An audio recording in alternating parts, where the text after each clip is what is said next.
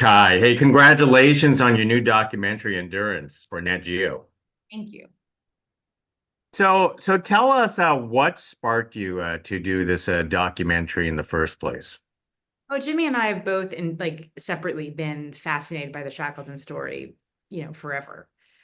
Jimmy as a, explorer in his own right, and me, I never like reading the Franz Lansing book was like one of the more meaningful um books I've ever read. And I often pull it out when my kids are complaining and read them out loud passages about you know what these guys had to endure. But when they found the 20, so we'd long kind of discussed how we could make a kind of contemporary retelling of Shackleton.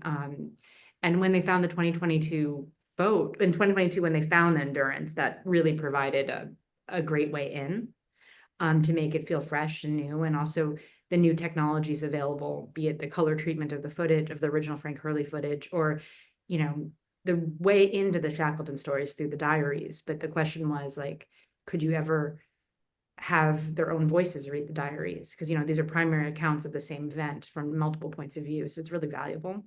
And so the new AI respeecher technology allows us to do that if you have a existing recording of the voices. So I don't know. It seemed like a great opportunity to retell it. It's a story we love.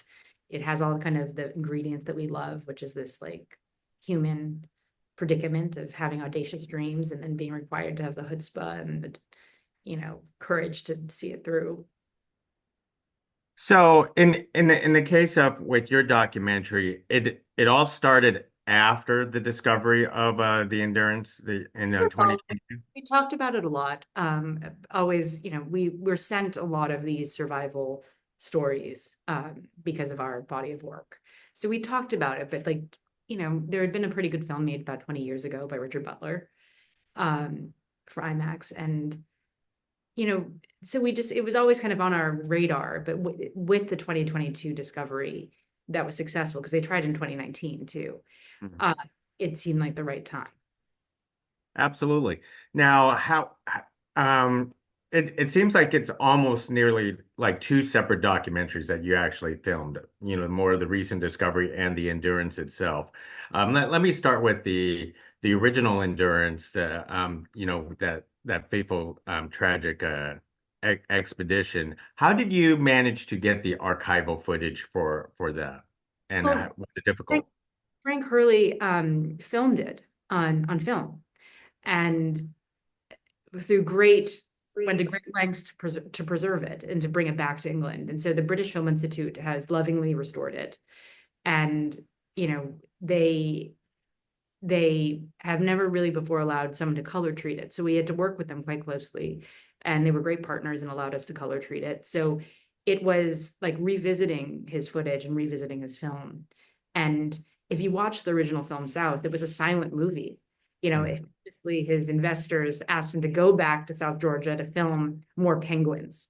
It's funny. It was fun to look through his eyes and understand him as like he's a brilliant cinematographer. And you see those images that he took at World War I Mm. later in the film. And it just, I don't know, it's astonishing that Shackleton had him with him and had the foresight to do it. Um, so there's that, and then, but it was always intentionally conceived as telling both stories. The question was how. Hmm. In the decision-making process of the color treatment, so you guys always intended to do the color treatment onto Hurley's films. We did, but we weren't. The BFI wasn't convinced. We had to like show them what we were thinking about and make our arguments, like partners do. So what was the process like, for the color treatment? We work with a great visual effects house called Big Star, and they would show us drafts. We would say a little bit more here, a little bit more there. Like the intention was really how to bring them these images to life. Like how do you add character to them, and because everyone is like bundled up, Mhm. there are a lot of wide shots. And so it was that use of the photograph on the left side when we identify somebody. Like how do we help the audience get to know these guys? Most excellent. Now the voice recording itself, where was those voice recordings? How was they obtained? They were obtained. they're few and far between. And, famously, Shackleton's voice really comes from a wax tube recording that the Polar Scott Institute has. Um, and I mean, I can't explain to you how a wax tube works, but it's a wax tube. And, you have to remember that there were two world wars that happened in between. So a lot of these records and archives were destroyed. So we only had 7 recordings of 7 individuals. And so that created kind of a rule for us that, because now with AI re-speecher technology, it's a company in Ukraine, actually, um, that if you have an existing recording, you can reanimate people's own words. And because the way into Shackleton is through the diaries, like this was the opportunity, because it's like multiple primary accounts of the same events from different points of view that express character. Yeah. I was gonna say it must have been a treasure trove to go through all their diaries and recreate their voices with those diaries. No, it was amazing. I mean, it's like totally a new type of history, and I enjoyed it.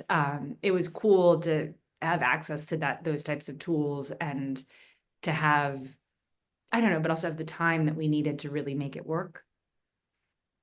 So true, so true. And what about the recreation of certain scenes? I mean, that did you have to hire actors, or what did you have to pull that off? There was a very tactile part of that too, and it's one of the benefits of Jimmy and my directing partnership, where he is, he likes the cold. He knows how to handle the cold. But Burberry had designed the original like gear for the Shackleton expedition, and they still had the patterns and the leather. So they made us 11 original outfits. And basically we shot most of the reenactments in Iceland, and we cast Icelandic mountain guides, because it was really cold. They were wearing 9mm wetsuits underneath the outfits. Jimmy was wearing 2 Himalayan down parkas. It was freezing. It was polar. It was, polar environments. And then, it's real. Like the ice was freezing on the jacket.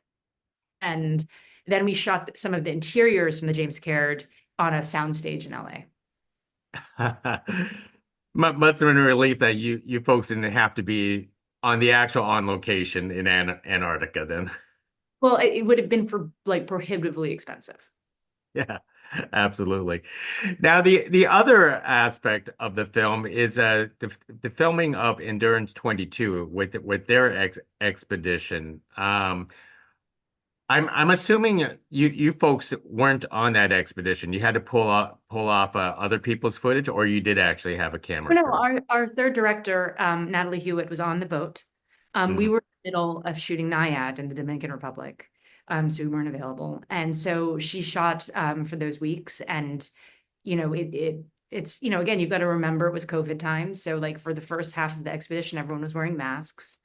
Um, in addition to being bundled up and being encouraged not to gather, because of the circumstances of the virus. So, it was, those circumstances were challenging as well. So in this collaboration back in 2022, with that, you folks were going to publish it whether it succeeded or failed. Um, it doesn't work like that with expeditions. Hmm. If Jimmy were on the call, he said it's always a magic rule of 3. If you tried 3 times, you can give up. They had tried twice. So, I think the question is, I mean, that gets down to like the ethos of exploration, right? One's determination and hope to actually achieving your goal. Sure.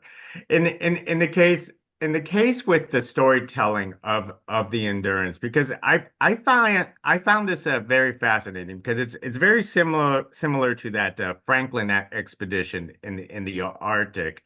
How did you want to approach to tell this story, to go back and forth from the past to the current? It was very difficult to find that balance. And so it really had to be where the past speaks to the present, or where the present speaks to the past. And the stakes are very different. Like the Shackleton and his men had mortal stakes, like their lives were at risk. Um, Contemporary wise, there was a like a reputational risk, right? So it's different.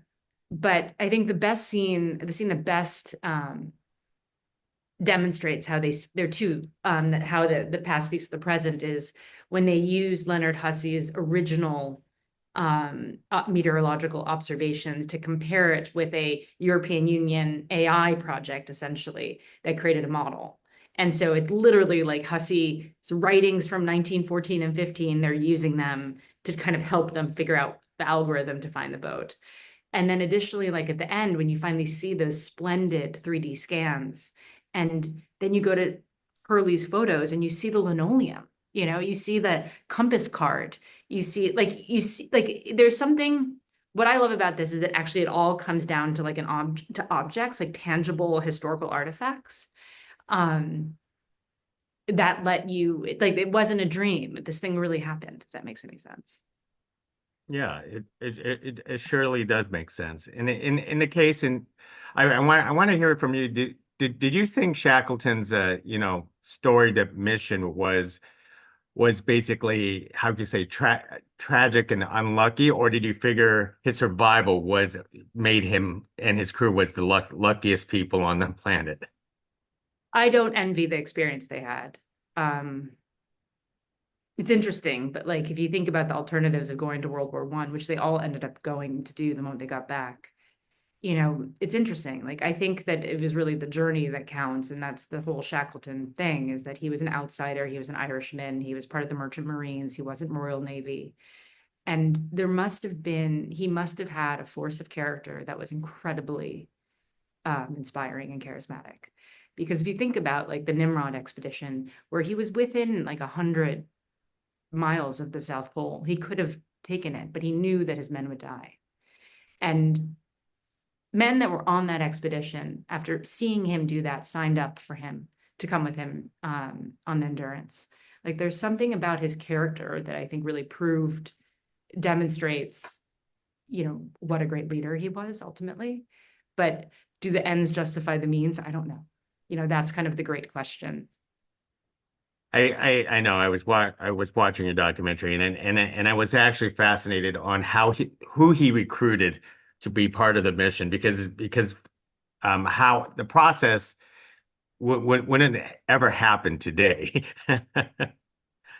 And that's what type of leader he was. And, I think that's also how they survived, which is like what really impresses me is the civility that they kept on board, from listening to the gramophone, from putting on plays, from the amount of reading they did, the amount of writing they did. That was the foundation that allowed for them when I spill my milk and I have no more milk, and it's the only thing I'm looking forward to, that everyone silently just gives me a little bit of theirs. Like that's that sort of camaraderie that he was able to inspire. Now, for Endurance 22, it almost seems like they also had that drive and determination to discover this shipwreck itself. Like they were almost willing to risk a similar path. I think that they weren't like, even if they'd gotten not to even if they gotten stuck in the ice, they had enough gas on that tanker to last and enough supplies. I think it would have been incredibly unpleasant.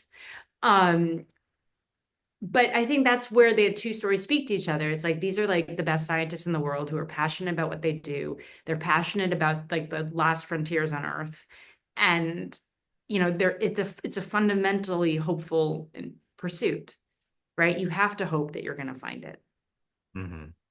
and you have to use science to find it. Like Now, for yourself and Jimmy, how do you choose your projects? Because you make very fascinating documentaries, and I can't imagine you very picky on what kind of subjects you would actually cover. Sure. Yes. And we have two small kids. So the joke is normally when I talk about our process, it's like a no, no, no. We only say no. And I dread making a movie because I know the commitment and the obsession that comes with it. And so it has to really speak to us as well as project a world that we're interested in projecting. It's like we don't make salacious films. I don't want to be in an icky, I don't know how many films I'm going to make, and I do believe people tend to watch our films. We have a platform, so the films have to be quite meaningful to make us like put in the effort and really the obsession that it triggers and the perfectionism and all of it. So we are very discerning. It has to speak to us personally. So what's up next with you folks? Oh, I'm really excited. We've got a new film that's going to come out in sometime in 2025, about the family that was on the plane that crashed in the Colombian Amazon.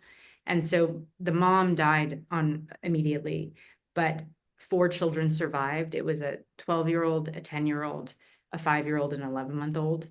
And it's three girls and a 5-year-old boy. And the big sister basically allows them to survive for 40 days until they're found.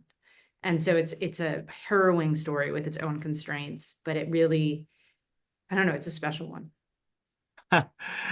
I'm amazed because you mentioned that you have a family and yet it seems like you're still trekking all around the world to get these stories told. Yeah, but we work really hard and we parent really hard, like the kids are with us in London for the premiere of Endurance. I think I only parent and I only work. Those are the only two things I do. I'm curious, were there any descendants that of the Endurance that managed to watch it or you spoke to? But Chaz Shackleton was there at the premiere in London, in England, and she loved it. Yeah. Most excellent. Well, I've taken a lot of your time already, so let me wrap it up with one last question. As audiences have a chance to watch Endurance, what is the one most important take you hope they walk away with? Well, I think you can watch it with your whole family. Um, and you'll see. So, and we live in such a connected digital world where we're constantly on our devices, etc. Here's a great story of like these men who survived in the most remote place on earth for over 2 years with the help of a sextant. Like it's like a thing, it's like a little tool that you can tell your latitude, not your longitude. Or it might be the opposite way.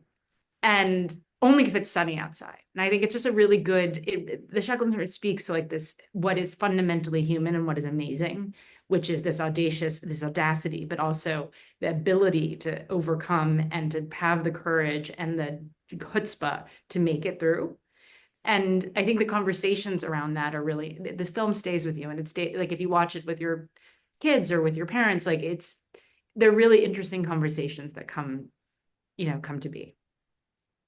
And you brought an amazing story to life. Thank you very much for speaking to us about Endurance. Everyone needs to check it out with National Geographic. Appreciate it. Okay, Thanks. bye-bye. Bye bye.